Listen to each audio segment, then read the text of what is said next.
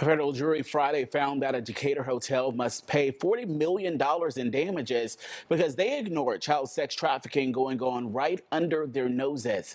The hotel in question is the Oh, what? Wait. What? Decatur hotel must pay $40 million in damages because they ignored child sex trafficking going on right under their noses. The hotel in question is the United Inn and Suites that's on Memorial Drive. Attorneys in the case say it sends a strong message to hotels everywhere to not turn a blind eye to child sex trafficking. Here's Eric Mock with more. Well, attorneys who represented this survivor of child sex trafficking here in federal court say this victory comes after a 5-year-long process and legal battle. They tell me it's likely the first verdict of its kind given in the state of Georgia, and they hope it sends a strong message to certain hotels that they can no longer turn a blind eye to this dark trade.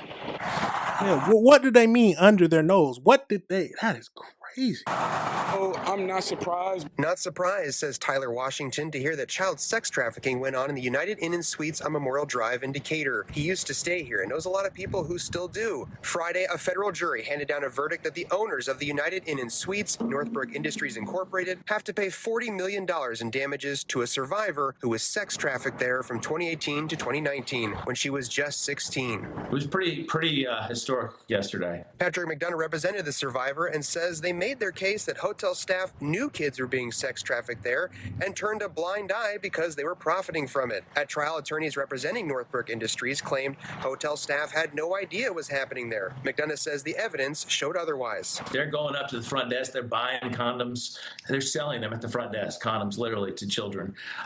So it was fairly egregious. McDonough says at one point his client was sold for sex around 200 times. Hotel staff had no idea we were being sex trafficked there and turned a blind eye because they were profiting from it. At trial, attorneys representing Northbrook Industries claimed hotel staff had no idea what was happening there. McDonough says the evidence showed otherwise. They're going up to the front desk. They're buying condoms. They're selling them at the front desk, condoms literally to children. So it was fairly sick people.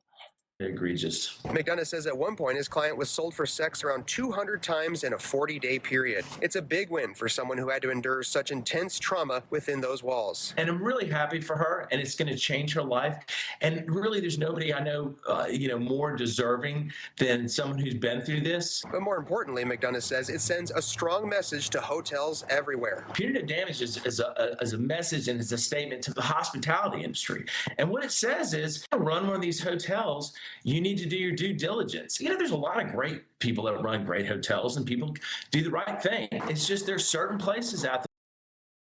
Now, yes, she was awarded $40 million, but even with the money, she had to go through something that no one should go through. Now, we need to keep that in mind. That it's going to take a lot of healing. She's going to need to, hopefully she's getting therapy to deal with what she's been going through or what she went through. So they said it took 5 years for this to come to light. So hopefully she's, oh my God, they've been working on this for 5 years. Yeah, I pray that she has at least done some healing. It'll never be the same, but she has to make sure that she has to live her life now. She has to live her life.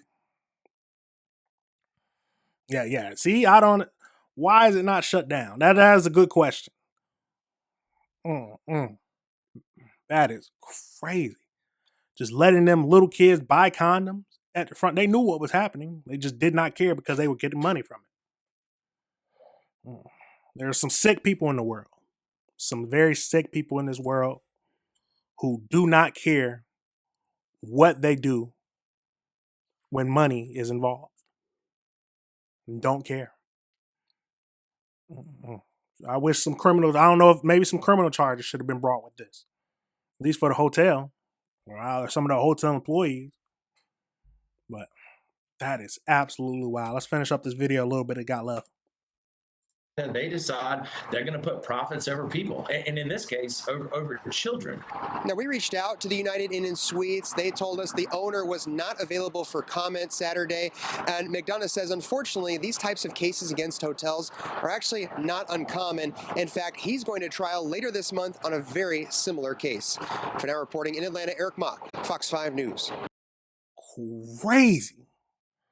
Absolutely crazy. All right, everybody, remember this is